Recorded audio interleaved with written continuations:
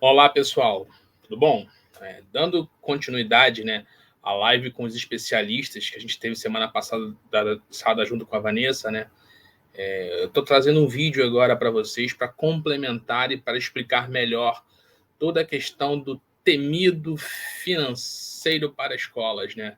A gente sabe aí que boa parte, né, dos diretores, né, ou são pedagogos ou são de outras áreas, poucos são formados ou em economia, administração, contabilidade, então a grande maioria é da parte mesmo pedagógica e não tem um conhecimento específico nessa área de finanças. Então, a nossa ideia é trazer com esse vídeo um melhor esclarecimento sobre essa questão do financeiro, sobre a parte de como se planejar, né, de fazer o financeiro, de como se fazer as contas de custos, né, das despesas da escola, e, por fim, a questão das metas, do desconto, como se distribuir esse desconto. Então, vamos falar um pouquinho aí sobre cada um desses itens, né?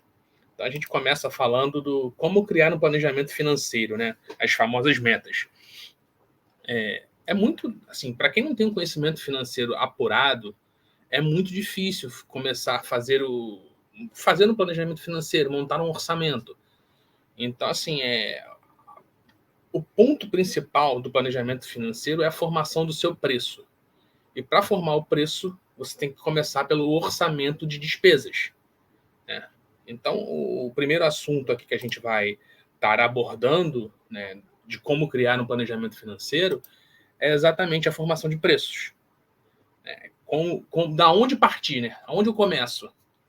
E aí, a minha orientação para quem está começando, até para quem que já fez outros orçamentos, é sempre pelo salário.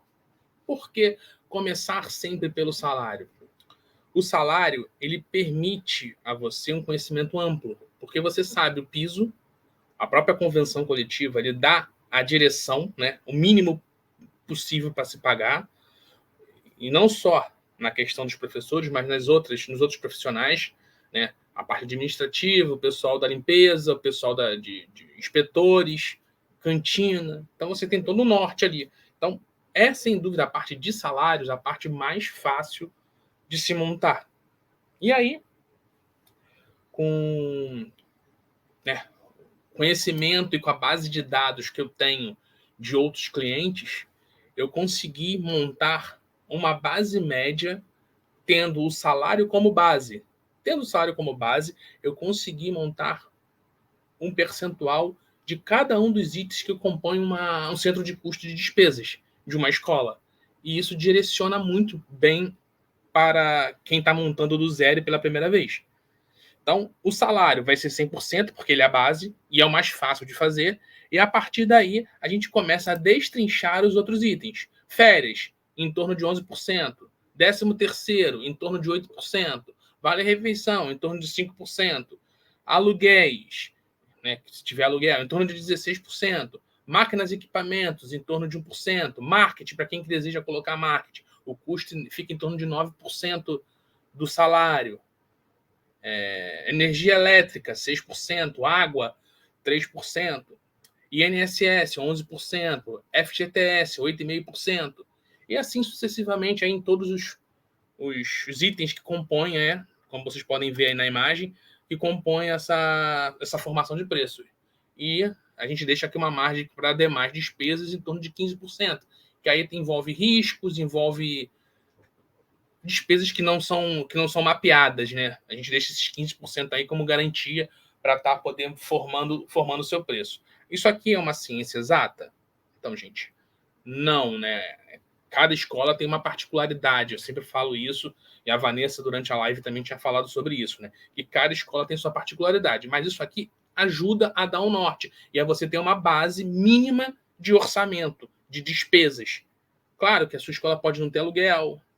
O seu vale-refeição pode ser menos que 5%. Você vai dar menos para os seus funcionários de vale-transporte, de vale-refeição, ou até de vale-transporte também, entendeu? De repente, a questão do vale-transporte, os seus funcionários moram mais perto, então vai fugir um pouco da média. Mas esse percentual ajuda muito você a guiar na sua formação de preços. Entendeu? Então, assim, isso aqui tá para ajudar vocês nesse direcionamento. essa tabelinha aí com os percentuais com base no salário, né? Você montou o salário, que é o mais fácil de todos, que o salário ele é dado, você tem o mínimo e você também pode definir, não querer dar o mínimo, querer dar um pouquinho acima do mínimo para cada um dos profissionais. Então, o salário você consegue formar, entendeu? Então, a partir dele você monta os outros. Só que você deve fazer isso por turma, né? Sempre lembrando, fazendo isso por turma. Cada turma tem que ter o seu próprio custo, né? A sua própria formação de preço para facilitar na hora de se vender. E lembrando que os custos fixos, como salário da administração, inspetor, pessoal de limpeza, próprio aluguel, que não está, né? Desculpa, o aluguel nem tanto, né? O aluguel nem entra nessa situação, mas os salários fixos devem compor aquele salário total, ou de forma proporcional ou de forma linear. Aí vai ficar a cargo de cada um. Você pode pegar esses salários fixos, né, custo fixo de salário, somar tudo e dividir pelo número de salas, número de turmas, ou dividir de forma proporcional de acordo com a capacidade de cada sala. Fica a critério de vocês. Eu sugiro fazer sempre de forma proporcional para que na formação de preço da turma a coisa fique de forma clara, fique de forma bem mais honesta com o custo que aquela turma pode estar gerando, entendeu? E aí, ao fazer isso, você vai ter todos os outros custos calculados na tabela. Isso é uma vantagem enorme, entendeu? Enorme, enorme, enorme mesmo para quem está começando, né? E aí você consegue, né, na sequência, ter, né, o custo total da turma e com a capacidade total da sala. E o que isso vai me gerar? No momento que eu monto o custo total da turma e eu tenho a capacidade total da sala, eu tenho o chamado ticket médio da turma. E esse ticket médio da turma, com base naquela formação de preço que a gente viu, vai permitir o próximo passo, que é a política de preços. A política de preços, de desconto de preços, entendeu? Então, vamos passar para o próximo item, que é bolsas de descontos aliadas ou vilões. E aí eu vou, para começar a falar deles, eu vou usar um exemplo, né, numérico para ficar bem claro. Vamos supor, né, que eu tenho uma turma que a capacidade da sala seja de 20 alunos. E o meu ticket médio, né, seja de R$600. Depois que eu peguei o salário, peguei os custos dos professores, peguei os custos, né, fixos e coloquei de forma proporcional dos salários. Fiz aquela distribuição de acordo com os percentuais da tabelinha lá apresentada. Eu cheguei nesse ticket médio de R$600, eu tenho um norte. Eu sei que aquela turma ali, o ticket médio dela para cada aluno tem que ficar em torno de R$600. E também sei que o ticket mínimo é 450. O que é o ticket mínimo? O ticket mínimo é tirando, né, o custo do dono, tirando o lucro, né, o percentual do lucro, e tirando alguma gordura que tenha mais lá. É o ticket mínimo para aquela turma, para ela operar ali no limite, né, e o dono, no primeiro momento, não ganhando nada. Então, esses dois pontos são os nortes, o ticket mínimo e o ticket médio. E eu tenho uma outra dica para dar para vocês. É que, para fazer o valor cheio, o que é o valor cheio? É o valor bruto, o valor máximo que eu vou estar cobrando. Eu considero que esse ticket máximo, ele é o inverso, que o ticket mínimo representa 30% do máximo. Então, quer dizer que o ticket máximo vai estar 70% acima do ticket mínimo. E aí é só fazer a conta, né? Se o 450 é 30%, o valor bruto seria 1.500. Então, a gente tem, a partir daí, um valor bruto que permite para a gente montar uma política de preços, de descontos. E aí, o que eu criei? Eu criei uma planilhinha chamada escalonamento estatístico de meta. É um Excelzinho que o primeiro valor é o valor bruto, 1.500, e aí a gente vai escalonando ele de 5% em 5%. E aí, eu boto algumas variáveis. Primeiro, eu vou ter uma bolsa 100%? Vai ter alguém não pagando nada? Normalmente tem. Ou vai ser um filho de um funcionário, ou vai ser alguém que tem uma bolsa especial, algo especial. Então, sempre vou ter alguém. Então, a minha primeira variável é que eu vou ter 1 ou 2 alunos, ou até mais, mas aí vai depender de cada caso, que vai ter 100%. E a partir daí, eu uso outras variáveis e utilizo um mecanismo chamado solver no Excel, que vai me dar a quantidade de cada faixa. Ah, mas Francismar, eu não sei usar o solver. Ok, você pode, usando média ponderada, fazer por tentativa e erro. Começando sempre do 100%, coloca o número de alunos que vão ter uma bolsa 100%, que não vão pagar nada, você vai colocando ali um percentual, um quantitativo de alunos, tanto abaixo quanto acima do ticket médio, que é R$600, e no final a planilha calcularia para você a média ponderada, que seria ali os R$600. Se ficar abaixo, você tenta mudar. Se ficar abaixo, você vai ter que pegar algum aluno que está abaixo de 600 e colocar para cima, para poder compensar. Se ficou muito acima, você pode ajustar, tirando alguém que está acima de R$600 e botando para baixo. É mais ou menos assim que funciona essa planilha aí, de modo, como eu te falo, tentativa e erro, né?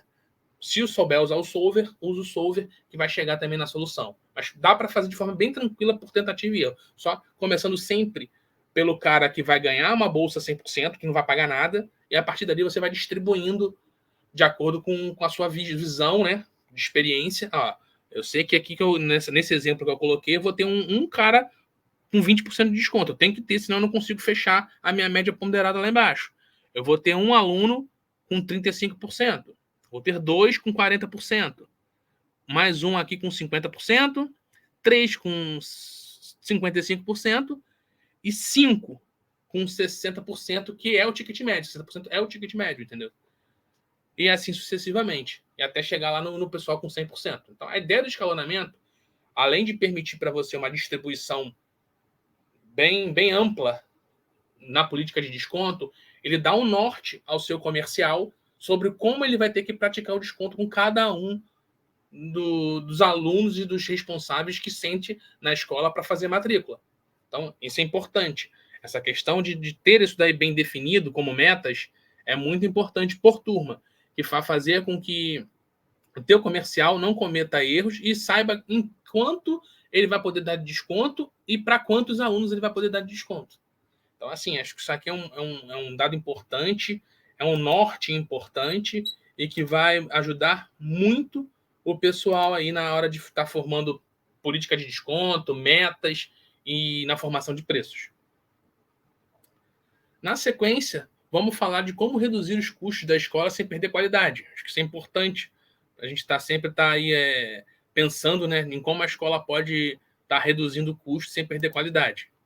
Cara, a gente tem uma gama de coisas que podem se reduzir, né, reduzir custos. Principalmente para quem já está operando. Para quem está começando, tudo é muito novo. Então é difícil você achar, num primeiro momento, algo para se reduzir, porque é tudo ainda aprendizado, mas você pode colocar algumas práticas.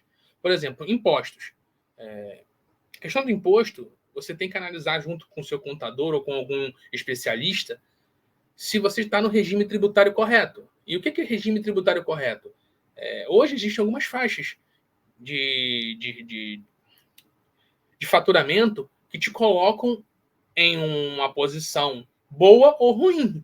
Você pode estar num faturamento baixo, que seria para um regime tributário do Simples Nacional, e está operando como regime de lucro presumido. Isso por baixo já te dá um prejuízo na composição de impostos de quase 30% nos impostos arrecadados. Então, tem que ficar atento a isso. Cotação múltipla. O que é cotação múltipla? A gente cria o hábito, né? O hábito do cachimbo deixa a boca torta, já dizia nossa avó, né? Então, a gente tem o hábito de comprar, seja material de escritório, material de limpeza, ou qualquer outro tipo de material, com um cara que a gente está acostumado a comprar. Porque ele entrega rápido, porque ele facilita para mim 2 vezes. A gente sempre pensa dessa forma. Mas eu sempre sugiro que todas as compras realizadas sejam feitas com cotação tripla. Pegar 3 fornecedores e cotar, para que você tenha base de comparação. Ou até que você possa, de repente, comprar uma parte com uma parte com outro e o valor total fique mais baixo. Então, esse é um cuidado interessante para reduzir custos. Energia elétrica. Estar sempre com cuidado de não estar gastando luz de forma equivocada ou errada. Aluno normalmente esquece luz acesa, ar-condicionado ligado, ventilador ligado. Então, está sempre fazendo ronda, desligando luz, desligando ar-condicionado e usando equipamentos que tenham a classificação A do Inmetro, que são os que consomem menos energia. A questão da água, a mesma coisa. Tentar usar torneiras que cortem a água, que façam uso sustentável e econômico de água, entendeu? Tá vendo a questão do desperdício, se ninguém esqueceu alguma torneira ligada ou a descarga está vazando, tá sempre tendo esse cuidado, que isso no final do mês parece coisas, né, simples, mas que passam desapercebidas e aumentam os custos da escola, entendeu, pessoal? Então, assim, a ideia aqui para vocês é mais ou menos essa mesmo, estar passando de forma bem simples, né, sintática e bem resumida o que é o planejamento financeiro e como funciona o planejamento financeiro. Então, acredito que nesses 15 a 20 minutos aqui, eu consegui passar para vocês de forma bem clara como se formar o preço, né? Como se montar um custo, né? Um orçamento de custos, como se formar preço, como se fazer uma política de descontos, entendeu? E o que a gente pode conseguir reduzir de custos no médio e longo prazo. Alô? Obrigado aí, pessoal. Obrigado, Vanessa. Forte abraço.